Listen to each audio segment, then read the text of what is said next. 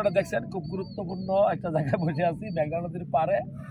তো নদীর পাড়ে কেন বসে থাকবেন? মন মানসিকতা ফ্রেশ ভালো রাখার জন্য। কেন জানেন? আমাদের পুরুষ মানুষের হরমোন কমে যাচ্ছে। কিরকম হরমোন কমছে? Sex hormone. ছেলেদের কিন্তু সেক্স হরমোনটা বেশি থাকে, মেয়েদের কম থাকে। সেক্স হরমোন যদি কমে যায়, পুরুষ হরমোনটা যদি কমে যায় বা টেস্টোস্টেরন কমে, কীভাবে বুঝবেন? সহজ করে বলি, এই যে গিরায় গিরায় ব্যথা করতে পারে, এই মাসেলগুলা ক্রাম্প বা ব্যথা করতে পারে, আপনার বয়সের একটা চাপ পড়বে, চুল পাকতে পারে, থাইরয়েড হরমোনের প্রবলেম হতে পারে।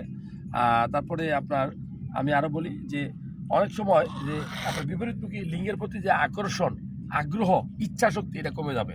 অথবা খুব সহজ করে সরাসরি বলি যে আপনার আগ্রহ কমবে। বাচ্চা অনেকের হয় না, পরে টেস্ট করে দেখি যে টেস্টোস্টেরন কম, সাথে শুক্রাণুর সংখ্যাও কম। ঠিক আছে?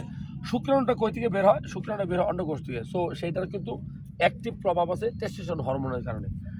তো হরমোন ভালো করার জন্য কি করবেন? এরকম নদীর পাড়ে বসবেন, একটু হাঁটবেন, ব্যায়াম করবেন, মনটারে ফ্রেশ রাখবেন, আপনি খেলাধুলা করবেন, ভালো ভালো খাবার খাবেন, বিশেষ করে বেশি করে শাক সবজি খাবেন, সবুজ শাক সবজি, মাছ, নদীর মাছ বেশি খাবেন। নদীর মাছে ওমেগা 3 ফ্যাটি অ্যাসিড থাকে।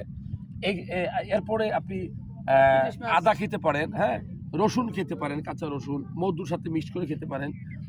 রাতের বেলা আপনি এই যে দেখেন কলা গাছ আছে প্রচুর এলাকায়, আপনি কলা বা কলা মানে আইটা কলা বা দেশি কলা আপনি কাঠবাদাম সহ মিক্সড করে ব্লেন্ড করে খেজুর সহ আপনি এক গ্লাস দুধ সহ খাইতে পারেন। এই খাবারগুলো নিয়মিত খেলে আপনার টেস্টোস্টেরন লেভেলটা বাড়বে।